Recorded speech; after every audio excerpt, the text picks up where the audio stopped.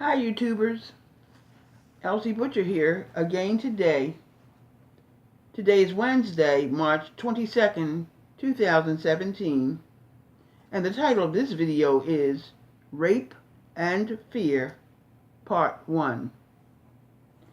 I thought again about my previous teaching titled Earth, a Death Trap for the Living, and I asked myself, why had the living been targeted by the dead? Some of them being walking, talking people in this earth considered to be dead by zenith distance authority. The answer is simple: power.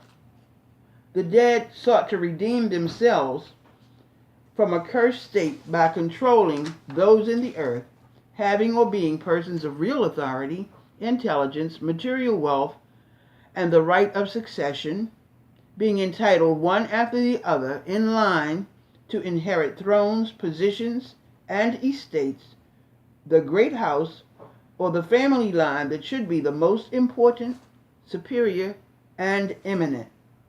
The prefix E plus the word state, E meaning forth, being forward, belonging at the front, plus a way of living or a mode of being, to stand, or to be standing, to continue in existence.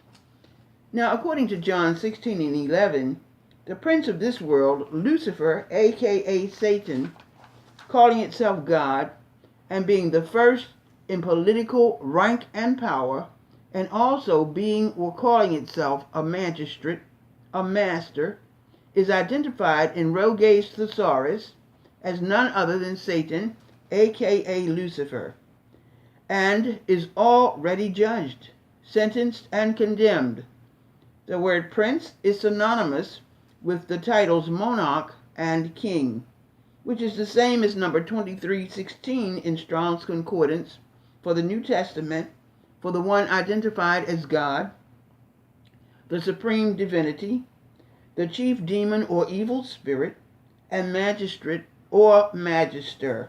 Master meaning dictator or despot, a tyrannical master of the house or of the family, and being the political superior. So you notice that there's a similarity between Satan in John 16 and 11, and also God identified as number 2316 in Strong's Concordance, both being political superior. God, aka Lucifer, aka Satan, has been and is the problem with the world.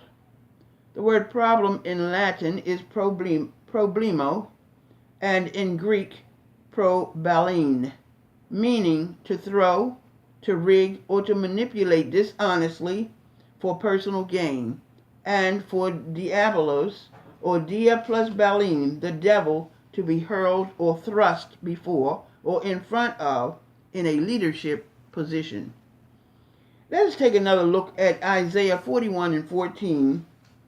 Fear not, thou worm Jacob, and ye men of Israel.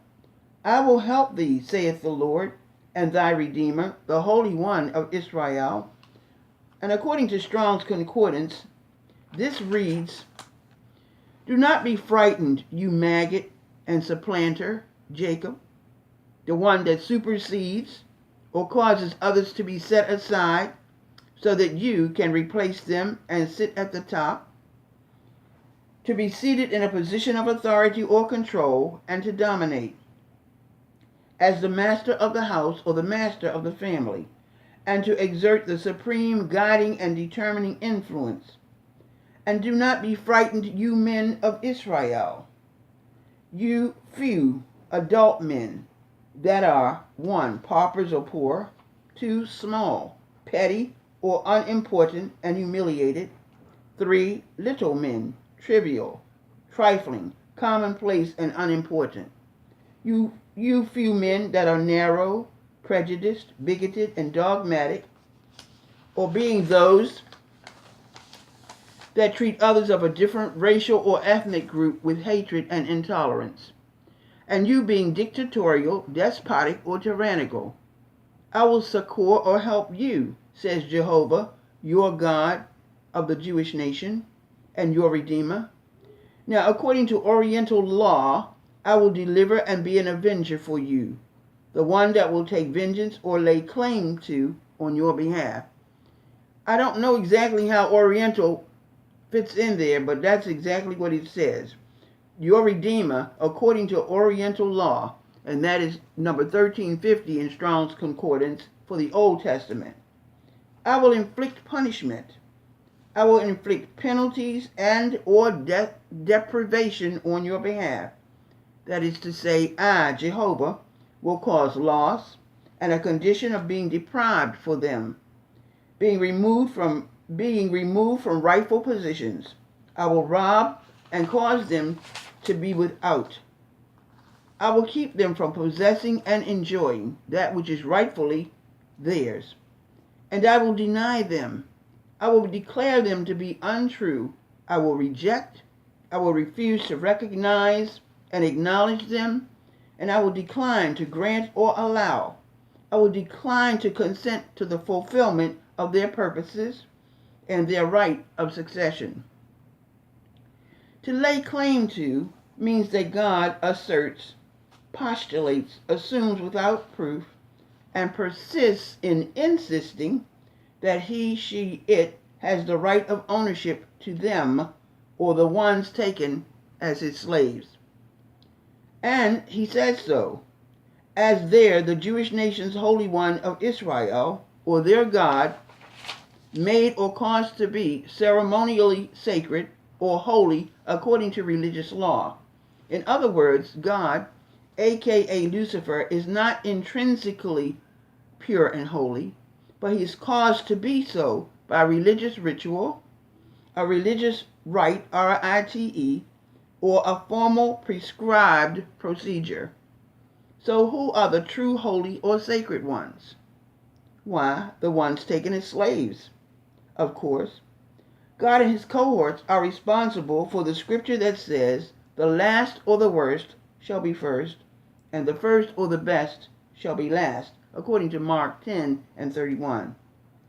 And I believe the best and the first to be those of African descent and descendants from Africa, the cradle of civilization, or the persons from Africa, the place of origin, or the place of beginning for civilization, a place where there was a high level of cultural development, especially in writing and keeping of written records.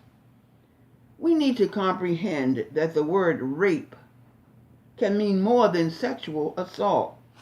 It also has these meanings. 1.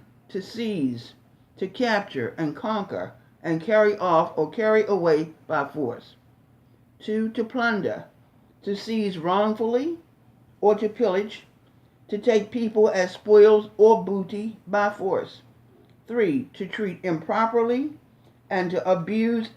And remember the word abuse can mean deception, which means to cheat and to cause others to believe and accept as true and valid that which is untrue and invalid. 4. To seduce, to attract and lead others away from a proper or a right way of thinking and behaving. 5. To violate. Now remember, we're talking about the word rape. 5. To violate, to disregard, to pay no attention or heed to disrespect, to harm these qualities or distinguishing characteristics considered to be sacred, to desecrate and defile, to profane, to put to unworthy, improper, degrading use, and to abuse or to mistreat. To defile means to trample, to inflict injury or destruction or ruin upon contemptuously, to corrupt the purity or perfection of, to cause to be physically unclean, especially with that which is unpleasant, or by being reconciled with God, and being contaminated, intruded upon by that which is foul, rotten substances coming inside from an outside source, to desecrate or violate the sanctity of, the quality of being holy or inviolable, not to be violated, broken, disregarded, disturbed, or interrupted. These are criminals. These are criminals, folks. To interrupt means to be in the midst of or within, in order to destroy the completeness or perfection of, to overcome or defeat, to weaken the spirit, and to destroy the health of. To interrupt should remind you of the meaning I taught about Jehovah, their most high God, being Allah, according to 59:45 and 59:27 of the Old Testament in Strong's Concordance. Remember that Allah was caused to ascend upward inside of people in order to break, to overwhelm, and destroy the completeness of the day or persons of light or truth. This teaching will continue in part 2. You won't want to miss it, and tell all of your friends to tune in too. Until next time, I am Elsie Butcher, and I thank you for listening.